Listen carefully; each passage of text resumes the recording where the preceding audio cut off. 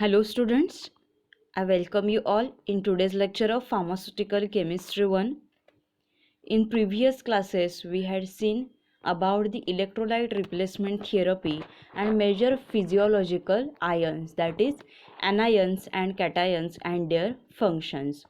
Before that, we had seen the definition of a milli-equivalence and about the intracellular and extracellular fluid which is present in our body.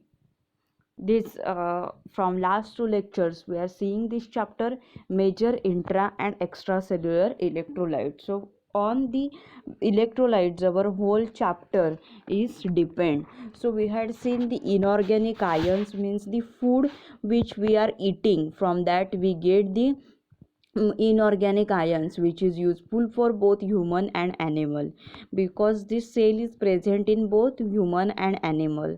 So cell can function very well, or cell can show its activity. For that there is a need of inorganic ions. So these are ions, these are the electrolytes which is required for the electrical activity. So in this class today we are starting new point, that is acid base balance. So if you had not subscribed to my channel, so subscribe first and press the bell icon, so you will get easily notified when I upload the video, because nowadays I can upload the video at any time, at a daytime, at a night time. So you first subscribe to my channel and press the bell icon along with that also. Then very soon I am going to upload all the questions which are there in the pharmaceutical chemistry manual. So in the previous class we had also seen the replacement therapy. So replacement, that is electrolytes are given when there is a loss of the electrolyte due to this vomiting, diarrhea, pre and post operations. So that time there is a necessity to take the extra electrolytes. So a doctor is giving through the IV route, through salines, and through the this electral powder is another source is there. So today we are starting new point, that is physiology of acid base balance. So there are various organs in our body. So organs that carries the acidic or basic pH, means particular organ मध्ये body acidic और basic pH maintain कसा करते ते आपल्याला पूर्ण ह्या chapter मध्ये शिकायचं आहे. So there are means through this diet, okay, we are taking the diet, we are taking the food, liquid food also, through the urination. So on it through urination it is exit from the body, because you all know urine is the acidic pH nature आहे युरिनचं. So most of the metabolic reactions they occur within the narrow range of the pH. म्हणजे काय तर काही metabolic reaction ज्या काही आहेत ह्या म्हणजे ह्याच्या त्या नॅरो म्हणजे काय तर स्पेसिफिक म्हणजे पर्टिक्युलर पीएच जे काही आहेत हे ठरलेले असतात. For example stomach it is having the acidic pH, then intestine is having the basic pH. So there are particular values for that. So there are means positive negative plus minus ह्याच्यामध्ये P एचमध्ये काय होऊ शकतं तर होऊ शकतं. Means narrow it's what specific. So त्या कंडिशनमध्ये organ जो काही आहे अल्कली और बेसिक और ॲसिडिक पी एच मेंटेन करत असतो. देन मीन्स पर्टिक्युलर फूड जे काही आहे ते घेतल्यानंतर स्टमकमध्ये काय होतं मेटाबोलाइज होत असतं. सो देन ते ॲब्झॉर्ब होतं प्लाझ्मामध्ये. So P H of the plasma, so you all know plasma which is present in the blood, it is the part of the blood so which circulates through the organs, various organs, it circulates, it distributes and it maintain the P H. आणि plasma जो काही आहे हा काय करतो, P H आहे तो maintain करत असतो. So here you are going to see dietary intake and metabolism. So okay, when we are taking food. Then see here bicarbonate ions are there. Then see here CO2, here we are expelling here through the lungs, we are CO2 काय करतो आपण इथे expel करत असतो. Then here is role of the kidney, bicarbonate ions, H plus ions, here are NH4 ions, liver is there. Then see CO2 we are expelling. Then here hemoglobin, plasma proteins, then phosphates are there. So now see the mechanism, its physiology of acid base balance. So the acid base balance in our body, it is well regulated by intricate mechanism. So there are the number of chemical reactions which are takes place in the cell, and the reactions which are occurring inside is greatly influenced by pH or hydrogen ion concentration. म्हणजे काय की खूप reactions आहेत ह्या आपल्या सेलमध्ये होत असतात, आणि ह्या ज्या रिॲक्शन ज्या आपल्या सेलमध्ये होतात, इनसाइड ज्या होतात, सो त्याच्यावरती पीएचचा काय आहे खूप प्रभाव असतो त्याच्यावरती. Means these reactions are alter by the pH or hydrogen ion, that is H plus ion concentration. Then acids are being constantly produced in the process of metabolism. म्हणजे जेव्हा फूडचं मेटाबॉलिझम होत असतं स्टमकमध्ये, जेव्हा फूडचं कुठल्याही मेटाबॉलिझम होतं तेव्हा काय होतात, ॲसिड्स प्रोड्यूस होत असतात. Means example carbonic acid, lactic acids are produce. Then acids or alkalis produced in the body may cause the change in the pH. काही वेळेला ॲसिड्स प्रोड्यूस होतात, काही वेळेला अल्कली सुद्धा काय होतात तर प्रोड्यूस होत असतात आपल्या बॉडीमध्ये. मीन्स थ्रू आपण डिफरंट फूड्स आपण घेत असतो. मीन्स पर्टिक्युलर त्या फूडच्या नेचरवरती डिपेंड करतं कोणता पीएच ते मेंटेन करेल. सो नॉर्मल कंडिशन्समध्ये आपली बॉडी ही म्हणजे आपली जी बॉडी आहे ही अल्कलाईन आहे, बेसिक आहे ती.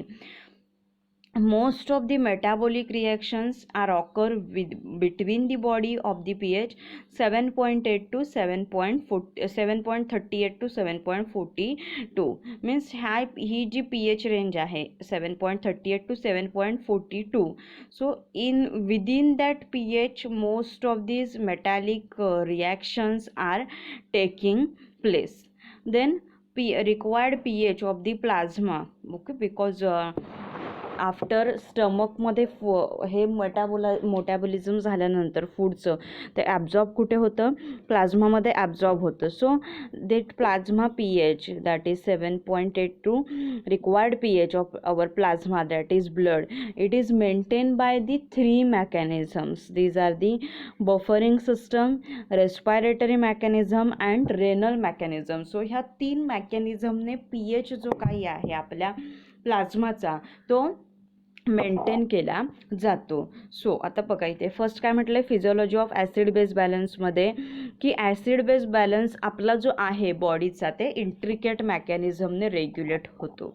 म्हणजे ॲसिड आणि बेस अशी दोन्ही कंडिशन काय राहते तर स्टेबल राहते.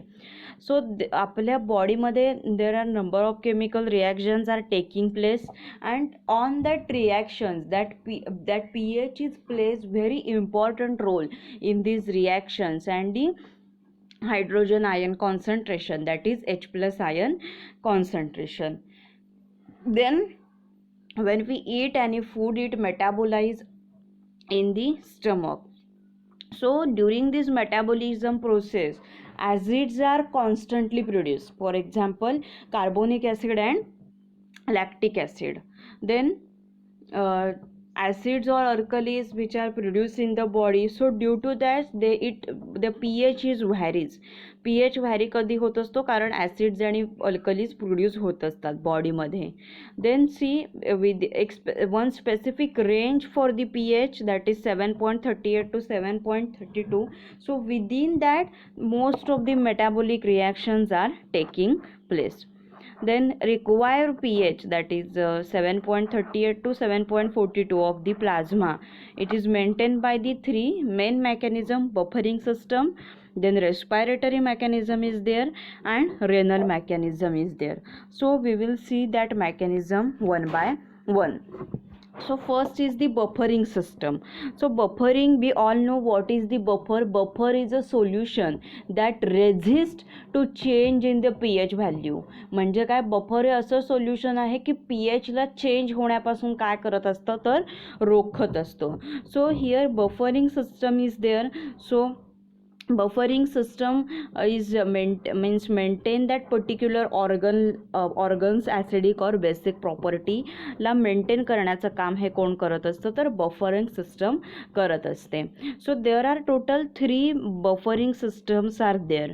So in that first one here is a HCO3 that is a bicarbonate ion, and H2CO3 it is a carbonic acid which is found in the plasma and kidney, plasma आणि किडनीमध्ये होतं. Suppose आता आपण काय करतो, food घेत असतो, that we are taking the diet, that is our chapati, bhaji, bhakri, भात जे काही आहे ते आपण काय घेत असतो, डायट घेत असतो, टी. और सपोज काही लोक म्हणतात की टीमुळे काय होते, ॲसिडिटी झाली, एक्सेस ॲसिडिटी. म्हणजे त्या टीचं नेचर काय आहे तर ते ॲसिडिक कंडिशन आहे ती शो करत असतं. मीन्स ॲसिडिक प्रॉपर्टी जी काही आहे ती शो करत असतं. So there are the various food or diet or stomach.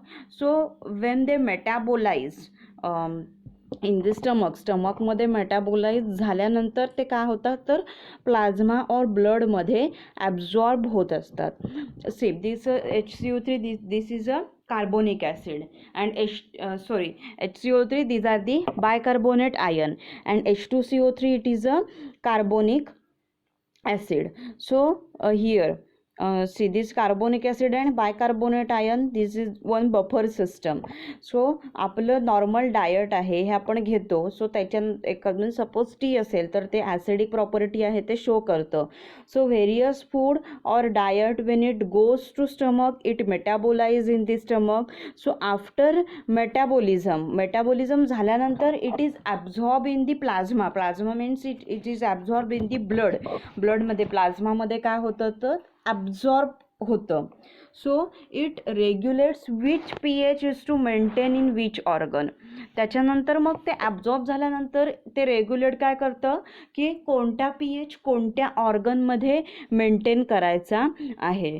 So that's why this plasma and kidneys they are the acidic in the pH. Plasma and किडनीचा pH कसा असतो तर acidic pH असतो. Then next is the HPO4 म्हणजे monohydrogen phosphate and H2PO4. So here H2 come it is a dihydrogen phosphate and see phosphate is here. So it will maintain the basic pH. Phosphate इथे आहे तर तो काय maintain करणार तर basic pH जो काही आहे हा मेंटेन करणार. and also phosphate is also available in the salt form, and it is found in the cell and kidney. See kidney दोघांमध्ये काय आहे तर कॉमन आहे. अँड हे कोणामध्ये म्हणजे फॉस्फेट आणि dihydrogen phosphate it is buffer system, it is maintain in the, it is found in the cell and kidney, cell आणि किडनीजमध्ये. Then after that C1 is a protein or HB buffer system. So आता protein जे काही आहे डाएटमध्ये आपण जे काय करतो, प्रोटीन मॉलिक्युल्स जे आहेत हे डाएटमध्ये घेतले जातात. मीन्स प्रोटीन्स सबस्टन्सेस आहेत. So on dissociation of some amino acid. So amino acid म्हणजे amino acids are there. So amino acids हे कुठून येतात, प्रोटीनकडून येत असतात. So on dissociation of some amino acid it forms the OH minus ion and H plus ion and in which take part in the buffering of a body fluid. आता next one third one C part काय आहे buffering सिस्टममधला, protein or HB buffer system. डायटमध्ये जे protein molecules घेतले जातात means protein substances जे घेतले जातात. So on dissociation of some amino acid. So आता हे अमायनो ॲसिड्स कुठून येतात, प्रोटीनकडून येतात. सो ते डिसोसिएट झाल्यानंतर it will form the OH minus ion and H plus ion. ते फॉर्म काय करतात, OH मायनस आयन आणि H प्लस आयन फॉर्म करतात, which take part in the buffering of a body fluid. Okay. So ते काय करतात बफरिंगच्या सिस्टममध्ये, buffering of body फ्लुइड्समध्ये ते काय करत असतात तर पार्ट घेत असतात. So when they are dissociate. So OH and H plus OH minus ion and H plus ion. So OH these are the positive ions, sorry OH minus negative ions and H plus are positive ions. काय होत असतात, dissociation होणं म्हणजे काय होणं तर separation होणं. That ions are separated, they are the dissociate, positive and negative are separated. So कोणत्या ऑर्गनमध्ये कोणत्या आयनची गरज आहे, so as per the requirement it will be rotate in circulatory system and required to the respective organ. So now you will say that how they can go and particular respective organs. See now, म्हणजे आपण जसं की first मेकॅनिझममध्ये पण आपण discuss केलं की जिथे गरज असेल, म्हणजे ज्या ऑर्गनला जो pH मेंटेन करायचा असेल तर तिथे काय होतं, त्यांचं डिस्ट्रीब्युशन होतं. सो हे कसं होतं, म्हणजे कुठल्या ऑर्गनला रिक्वायरमेंट कशी आहे, म्हणजे ते रोटेट कसं होतं सर्क्युलेटरी सिस्टममध्ये. So this is due to the cell permeability. Cell परमिएबिलिटीमध्ये आयन्स काय होत असतात तर ट्रान्सफर होत असतात. मीन्स इफ पर्टिक्युलर ऑर्गनला जर H प्लस आयन हवा असेल तर through this permeability cell transfer the H plus ion to that organ. Okay, and OH minus ion travel with the flow of a circulatory system. OH minus ion काय होतात, travel होतात with the help of the circulatory system. So circulatory system म्हणजे काय, I think you had seen in the HAP also. It means the blood regulate in our body from one organ to another organ. Blood काय होतं, regulate होतं आपल्या बॉडीमध्ये एका ऑर्गनकडून दुसऱ्या ऑर्गनकडे. And see because of the cell permeability necessity असेल पर्टिक्युलर ऑर्गनला तर तो आयन तिथे काय होतो तर परमिएबल होतो आणि बाकीचे आयन्स आहेत ते काय होतात, रोटेट होतात along with the circulatory system. बाकीचे आयन्स रोटेट होतात. दिस is the protein or HB buffer system. म्हणजे काय असतं की आपण डाएटमध्ये जे प्रोटीन मॉलिक्युल्स घेतो, so that protein molecules they dissociate. So on dissociation of some amino acid they form the OH minus ion and H plus ion in which they take part in the buffering of a body fluid. So on dissociate it will separate into OH minus ion and H plus ion, that is positive and negative separate होतात.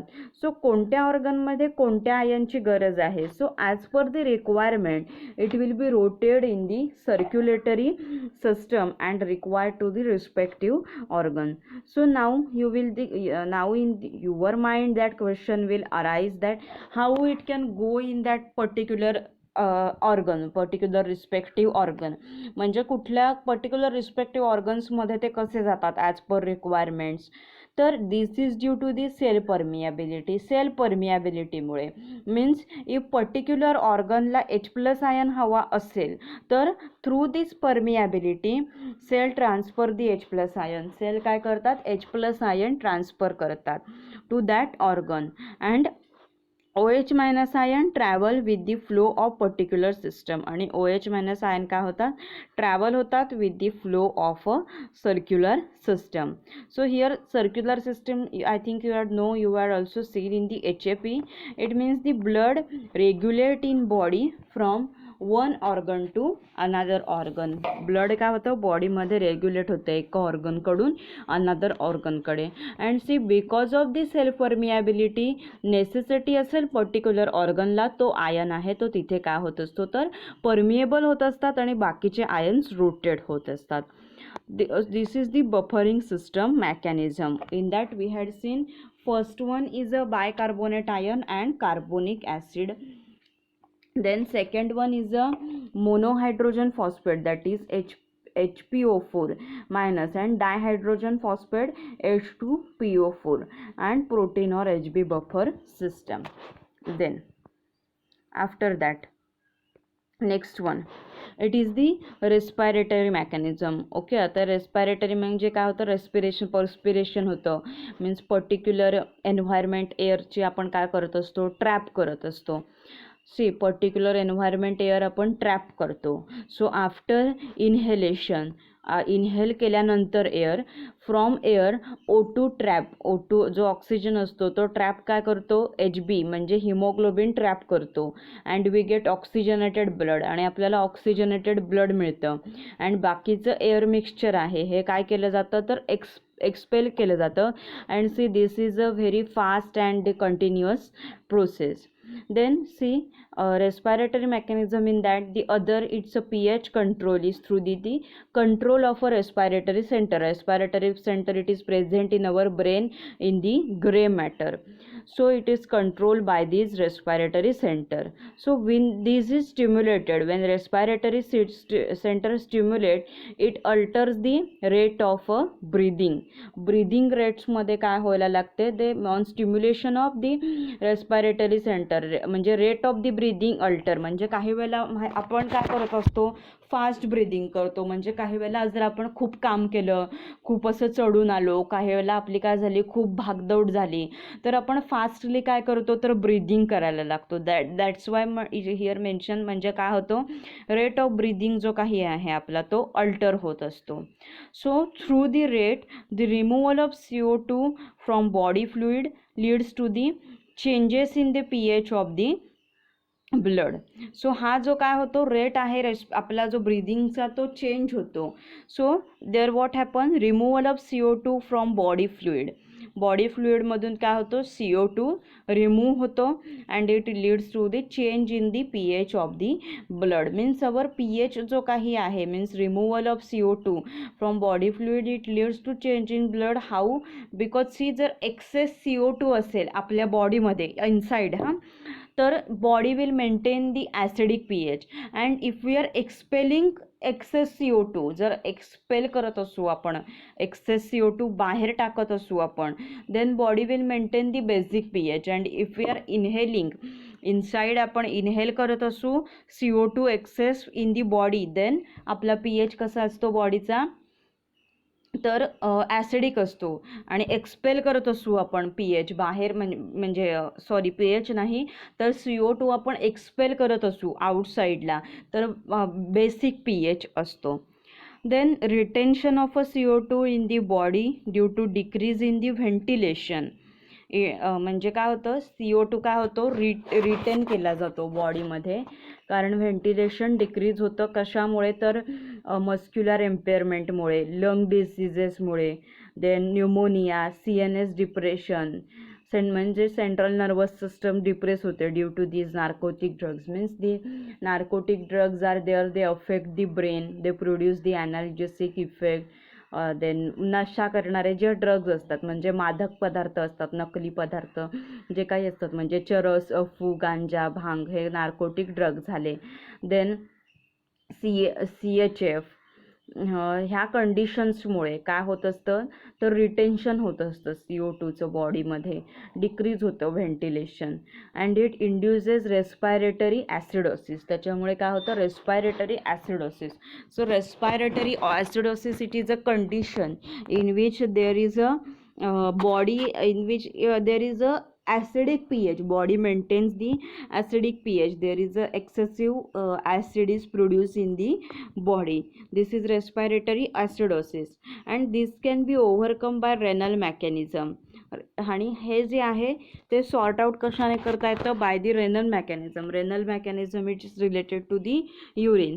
So by 3 ways, that is increase in acid excretion by Na plus H plus exchange. म्हणजे increase काय करायचं ॲसिडचं excretion by sodium आणि H plus एक्सचेंजने. Then increase in ammonia formation and increase in reabsorption of bicarbonate. म्हणजे ॲसिडचं excretion increase करायचं, ammonia formation increase करायचं आणि बायकार्बोनेटचं रिॲब्झॉर्प्शन जे काही आहे ते इन्क्रीज करायचं. हे कशासाठी आहे तर रेस्पायरेटरी ॲसिडोसिससाठी. मीन्स व्हेंटिलेशन जर झालं, डिक्रीज झालं व्हेंटिलेशन, सो रिटेन्शन झालं CO2चं रिटेन्शन कशामुळे होतं तर हे डिक्रीज होतं, व्हेंटिलेशन डिक्रीज होतं. कोणत्या रिझन्समुळे तर muscular impairment, lung diseases, pneumonia ह्या रिझन्समुळे. And it causes the respiratory acidosis. त्याच्यामुळे काय होतं तर रेस्पिरेटरी ॲसिडॉसिस होतं. Respiratory acidosis it is a condition in which that means that there is a excessive acid which is present in your lungs, and it can be overcome by renal mechanism by the three ways: by increasing acid excretion by Na plus H plus exchange, then by increasing the ammonia formation and increasing the reabsorption of a bicarbonate HCO3. हे झालं respiratory acidosis. Then in respiratory alkalosis what happen, there is a excess loss of CO2 from the body. का होतं loss होतो CO2, access loss होतो CO2 चा from the body due to over breathing और hyperventilation. Over ब्रिदिंगमुळे म्हणजे जास्तीत जास्त असं श्वासोच्छवासामुळे किंवा दमा लागल्यामुळे तिथे काय होतं हायपर व्हेंटिलेशन होतं. ॲज अ रिझल्ट म्हणजे due to these emotional factors, that is emotional stress like that, fever, hypoxia that is a deficiency of the oxygen, loss of appetite म्हणजे भूक जाते एखाद्या व्यक्तीची, खाण्याची इच्छा होत नाही. देन सॅलिसिलेट पॉयझनिंगमुळे सुद्धा होतं. म्हणजे रेस्पिरेटरी अल्कलोसिस. आता alkalosis it is a condition ज्याच्यामध्ये काय होतं की एक्सेसिव्ह बेसिक कंडिशन आहे ती प्रोड्यूस होते आणि इथे काय होतं लॉस होतो CO2 फ्रॉम दी बॉडी. आता एक्से म्हणजे आता जेव्हा लॉस होत असेल CO2 बॉडीमधून तेव्हा काय होतं तर आपल्या बॉडीमध्ये जास्त बेसिक कंडिशन आहे ती प्रोड्यूस होत असते. आणि ह्याला हे फॅक्टर्स आहेत म्हणजे इमोशनल स्ट्रेस असेल, फीवर असेल, hypoxia, loss of the appetite, then salicylate poisoning. these factors are also responsible for that, and it can also be overcome by the renal mechanism by three ways, that is increase in bicarbonate excretion. बायकार्बोनेटचं excretion increase करायचं. Then इथे काय होतं increase in acid excretion, तर इथे bicarbonate excretion. Then वरती काय होतं बघा increase in ammonia formation, but इथे काय आहे तर decreasing the ammonia formation. Then वरती काय आहे increase in reabsorption, but here decrease in reabsorption of HCO3 minus ion. मुळे काय होतं तर रेस्पिरेटरी अल्कलोसिस होतं अँड ते रेनल मेकॅनिझममुळे ओव्हरकम करू शकतो बाय दिस थ्री वे. पहिलं काय करायचं वरती इन्क्रीज काय म्हटलेलं आहे acid excretion by Na plus H plus exchange, and here increase काय करायचं तर bicarbonate excretion HCO3 minus excretion increase करायचं. Then here increase in ammonia formation आणि इथे काय करायचं डिक्रीज करायचं ते. Then increase in reabsorption of bicarbonate, reabsorption increase करायचं असतं अँड डिक्रीज इथे काय आहे तर डिक्रीज करायचं रिॲब्झॉर्प्शन बायकार्बोनेटचं. सो हे काय आहे त्याचे तीन मेकॅनिझम आहेत. ह्याच्यामध्ये काय होतं रेस्पिरेटरी ॲसिडॉसिस होतं म्हणजे retention of the CO2 in the body due to the decrease in the ventilation, आणि त्याच्यामुळे मग रेस्पिरेटरी ॲसिडॉसिस होतं. And respiratory acidosis it can be overcome by these three. And respiratory alkalosis is there, so it can be overcome and it is caused due to these reasons, that is hyperventilation, overbreathing, due to this hypoxia, fever, and it can be overcome by these three mechanism. Okay, this is the respiratory mechanism. हे काय आहे तर respiratory mechanism आहे. Means it's perspiration होत असतं particular एन्व्हायरमेंटवर air आहे ती trap केली जाते, आपण ट्रॅप करतो. So after inhalation from the air oxygen trap the haemoglobin and we are get the oxygenated blood and another air mixture is expel. And see this is the very continuous and a fast process. So on the stimulation of a respiratory center, this respiratory center it is present in the gray matter, so rate of the breathing is altered, there is a fastly breathing in some cases that, and maximum removal of the CO2 from the body fluid it will leads to change in the pH. असे this is the respiratory mechanism, हे respiratory mechanism आहे. Then third one हे काय आहे, it's a renal mechanism. So आता renal mechanism it's a third mechanism via elimination of the some ions through urine by kidney, that is urination. This is through the urination, it is related to the uterus. Then इथे काय होते, urine will be excreted and there will be a change in the pH of the body. So हे third mechanism आहे. ह्याच्यामध्ये काय होतं, काही जे आयन्स आहेत म्हणजे जर कॅटायन्स असतात किंवा ॲनायन्स असतात, सो ते काय होतात, through the urine by the kidney ते एलिमिनेट होतात बॉडीमधून. काही वेळेला काय असतं, आता शुगर कंडिशन्समध्ये तुम्हाला माहिती आहे there is a excessive loss of the glucose from the body through this urination. So that urine sample is taken for the diagnosis. Then in some disease condition there may be a excessive loss of the cation or excessive gain of the cation takes place. There is a excessive loss of the cation takes place due to this excretion. So in some disease condition urine sample is taken. So absorption of the certain ions and elimination of these other ions, it controls the acid base balance of the blood and does of body fluid. Means काय होतं, काही वेळेला absorption होतं काही आयन्सचं आणि काही वेळेला काय होतं, इलिमिनेशन होतं आयन्सचं आणि ते कंट्रोल काय करत असतात, ॲसिड बेस बॅलन्स जो काही आहे ब्लडचा, ॲसिड बेस बॅलन्स ब्लडचा मेंटेन करत असतात अँड बॉडी फ्लुइड्सचा ॲसिड बेस बॅलन्स काय करतात ते तर मेंटेन करत असतात.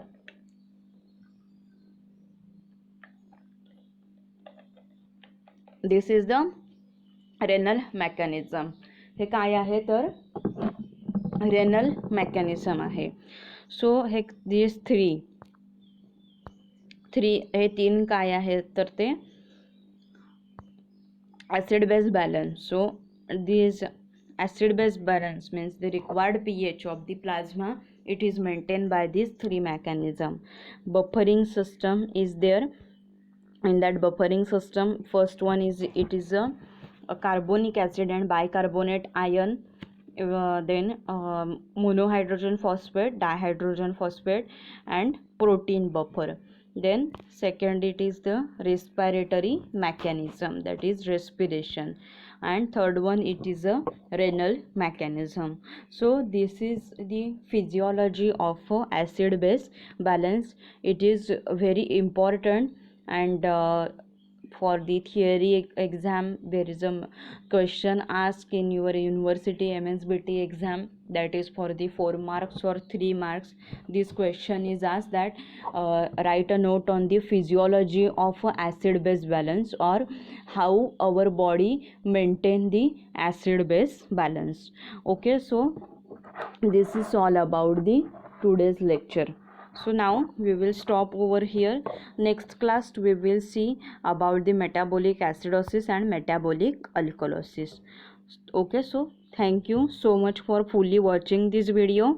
Happy learning, stay safe.